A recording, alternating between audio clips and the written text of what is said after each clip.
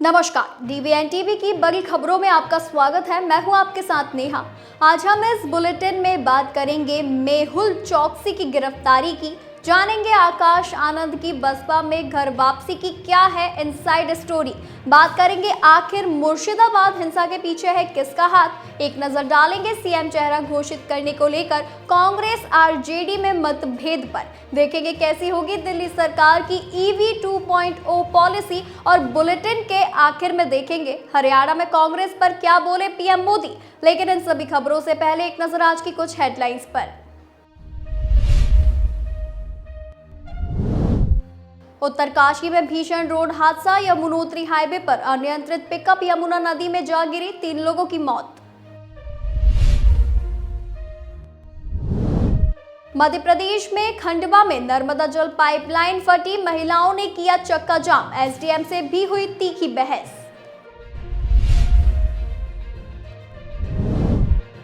गुजरात में 1800 करोड़ का 300 kilo drugs हुआ बरामद, कोस्ट गार्ड और गुजरात एटीएस की बड़ी कार्रवाई।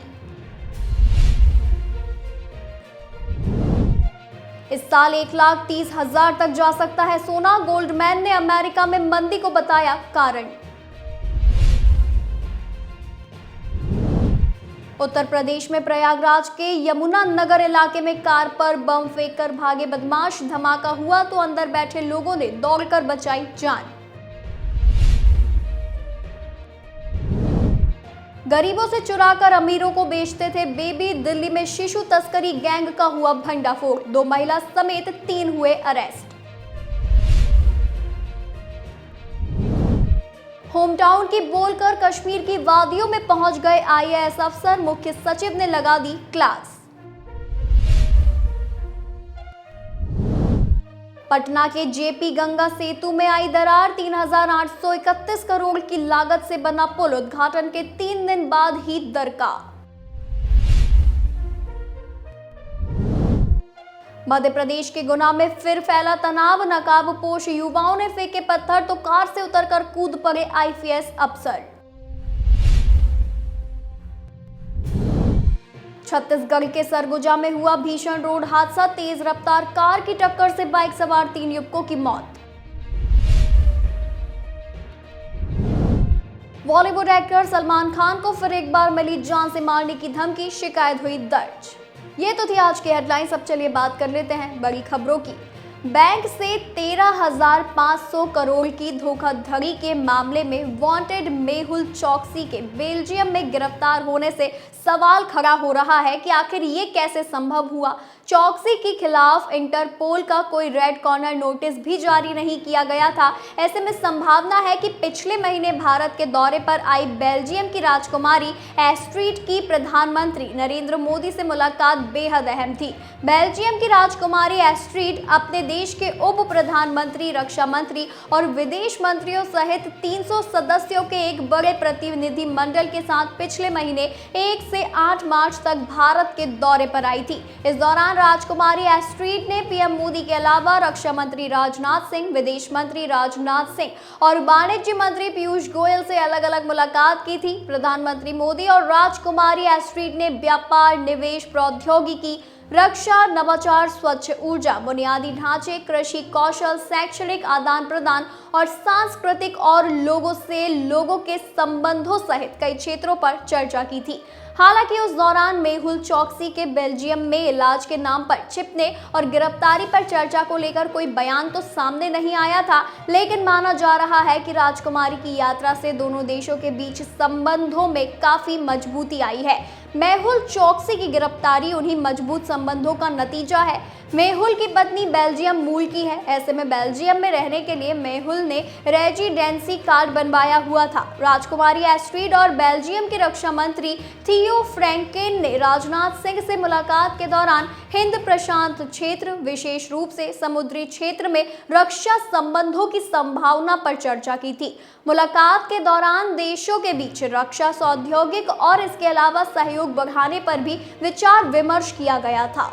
आकाश आनंद ने मायावती से माफी मांग ली है। खास बात यह है कि माफी मंजूर भी हो गई है और बीएसपी में वापसी भी पक्की हो गई है। बीएसपी नेता मायावती ने आकाश आनंद को एक और मौका देने की बात कही। मायावती ऐसा करती रही हैं। एक जमाने में माफिया मुख्तार अंसारी और उनके भाइयों को भी ऐसे ही मौका दिया था, लेकिन वे उम्मीदों पर खरे नहीं उतर सके और अगले ही चुनाव में मायावती ने अंसारी भाइयों को टिकट तक देने से मना कर दिया था। आकाश आनंद के साथ कैसा सलूक होगा किसी को नहीं मालूम। कम से कम लोकसभा चुनाव से लेकर अब तक उनके साथ हुए व्यवहार को देखकर तो ऐसा ही लगता है। देर से ही सही, लेकिन आकाश आनंद की सोशल साइट एक्स पर माफीनामा वाली पोस्ट दुरुस्त है। तारीफ में कसीदे पढ़ते हुए मायावती के बारे में आकाश आनंद कहते हैं कि बहन मायावती जी को मैं अपना दिल से एकमात्र राजनीतिक गुरु और आदर्श मानता हूं। आज मैं ये प्रण लेता हूं कि बहुजन समाज पार्टी के हित के लिए मैं अपने रिश्ते नातों को व खासकर अपने ससुराल वालों को कतई भी बाधा नहीं बनने दूंगा। आकाश आनंद ने लिखा है कि कुछ दिनों पहले किए गए अपने ट्वीट के लिए भी मैं माफी मांगता हूं, जिसकी वजह से आदरणीय बहन ने मुझे पार्टी से निकाल दिया और आगे से सुनिश्चित करूंगा कि मैं अपने किसी भी राजनीतिक फैसले के लिए किसी भी नाते रिश्तेदार और सलाहकार की कोई सलाह मशवरा नहीं लूंगा। सिर्फ मायावती की बातें मानने, बड़ों और पार्टी में पुरानों की इज्जत करने और उनके अनुभवों से सीखने की बात करते हुए आकाश आनंद कहते हैं कि आदरणीय बहन से अपील है कि वो मेरी सभी गलतियों को माफ करके मुझे फिर से पार्टी में कार्य करने का मौका दे। इसके लिए मैं सदैव उनका आभारी रहूंगा। आकाश आनंद की पोस्ट का हवाला देते हुए मायावती ने आकाश आनंद को एक बार फिर से मौका देने की बात कही। क्या पश्चिम बंगाल के मुर्शिदाबाद में हुई हिंसा के पीछे पाकिस्तान खुफिया एजेंसी आईएसआई और बांग्लादेशी आतंकी समूह का हाथ था? इसको लेकर राज्य और केंद्रीय जांच एजेंसियों को घटना के संबंध में ऐसी जानकारी मिल रही है। उनका कहना है कि इस अशांति के पीछे खास प्लानिंग थी। वक्फ कानून के खिलाफ विरोध प्रदर्शनों को भड़काकर और छात्रों के वेश में सीमा पार से युवाओं की घुसपैठ कराकर इस घटना को अंजाम दिया गया। सूत्रों के मुताबिक इन कट्टरपंथी बाहरी तत्वों की पहचान पहले ही हो चुकी है। बंगाल की खुफिया एजेंसी के मुताबिक बांग्लादेश में हसीना सरकार के गिरने के बाद ढाका में लूट, हत्या और पुलिस पर हमलों का पैटर्न शमशेरगंज, सूती, रघुनाथगंज, लुधियान में देखा गया है। कई क्षेत्रों में शिकायतें मिली है कि बंगाल में आईएसआई एजेंटों की आवाजाही बढ़ गई है। खबर है कि सीमावर्ती क्षेत्र में राष्ट्र विरोधी ताकतें ट्रेनिंग दे रही हैं। उनकी ट्रेनिंग को अशांति फैलाने वाले युवाओं का समर्थन हासिल है।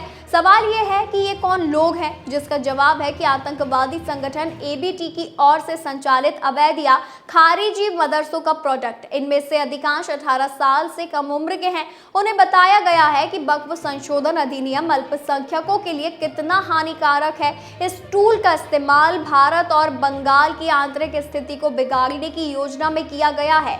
राज्य खुफिया एजेंसियों के सूत्रों का कहना है कि ऐसे सैकड़ों युवाओं को महीनों तक दिमाग में बैठाकर बांग्लादेश से बंगाल में तस्करी करके लाया गया है। उन्होंने ठिकाने के लिए मुर्शिदाबाद सीमा पर कुछ खारिजी मदरसों को चुना है। आरजेडी के नेता और बिहार के डिप्टी सीएम तेजस्वी यादव और कांग्रेस के नेता राहुल गांधी ने बिहार विधानसभा को लेकर ताना बाना बुनना शुरू कर दिया है। बिहार चुनाव को लेकर मंथन करने के लिए तेजस्वी यादव मंगलवार को दिल्ली आ रहे हैं। दिल्ली में वो कांग्रेस नेता राहुल गांधी और पार्टी अध्यक्ष मल्लिकार्जुन खड़गे से मुलाकात करेंगे। इसी को लेकर आरजेडी के नेता मनोज झा ने बताया कि इस मुलाकात के क्या सियासी मायने हैं। दिल्ली में कांग्रेस पार्टी के अध्यक्ष मल्लिकार्जुन खड़गे के आवास पर तेजस्वी यादव और राहुल गांधी की मुलाकात होगी। हालांकि इसी बीच सामने आ रहा है कि बिहार में सीएम चेहरा घोषित करने को लेकर आरजेडी और कांग्रेस में मतभेद है। इसी बीच जहां महागठबंधन की बैठक 17 अप्रैल को पटना में प्रस्तावित है, तो वहीं इस महागठबंधन की बैठक से पहले 15 अप्रैल को दोनों नेता कई मामलों को लेकर चर्चा करेंगे। पार्टी के शीर्ष नेताओं की मीटिंग को लेकर आरजेडी के सांसद मनोज झा से सवाल पूछा गया। उनसे पूछा गया कि बिहार में विधानसभा चुनाव है और इस बीच गठबंधन में आप लोगों को चुनाव लड़ना है। तेजस्वी यादव की मुलाकात मंगलवार को कांग्रेस के अध्यक्ष से दिल्ली में होगी। किन रणनीतियों पर चर्चा होगी? इस सवाल के जवाब में मनोज झा ने कहा कि पहली बात तो यह औपचारिक बैठक है। जाहिर है कि एक लंबे अरसे से अब अगर कांग्रेस के गठबंधन को देखें तो आरजेडी इसकी सबसे पुरानी सहयोगी है। तो जाहिर है कि इस औपचारिक बैठक में एक पूरे परिदृश्य पर बात होगी। इस मीटिंग के दौरान दोनों पार्टियों के बीच सीट शेयरिंग और सीएम फेस को लेकर भी चर्चा होगी। आरजेडी और कांग्रेस के बीच सीएम फेस को लेकर मतभेद नजर आ रहे हैं, जहां एक तरफ आरजेडी तेजस्वी को सीएम बनाने के साथ चुनाव में हवा तय कर रही है, तो वहीं कांग्रेस का रुख आरजेडी से मिलता हुआ दिखाई नहीं दे रहा है। बिहार कांग्रेस के प्रभारी ने हाल ही में कहा कि अभी सीएम चेहरा तय नहीं किया गया है, वहीं दूसरी तरफ उनके विधायक कह रहे हैं कि सब कुछ तय है। दिल्ली सरकार कल नई इलेक्ट्रिक व्हीकल पॉलिसी का ऐलान कर सकती है। सूत्रों के मुताबिक पॉलिसी के तहत दिल्ली में 15 अगस्त 2026 के बाद से पेट्रोल और सीएनजी से दोपहिया वाहनों की बिक्री बंद हो सकती है। साथ ही 15 अगस्त 2025 से ही दिल्ली में पेट्रोल, डीजल और सीएनजी से चलने वाले 3 व्हीलर का नया पंजीकरण बंद हो जाएगा और 10 साल से पुराने सीएनजी ऑटो को इलेक्ट्रिक में बदलना अनिवार्य है। सूत्रों के मुताबिक 15 अप्रैल को नई EV 2.0 पॉलिसी लागू होने के बाद से एक व्यक्ति के नाम अगर 2 पेट्रोल या डीजल कार है तो तीसरी कार इलेक्ट्रिक ही रजिस्टर्ड होगी।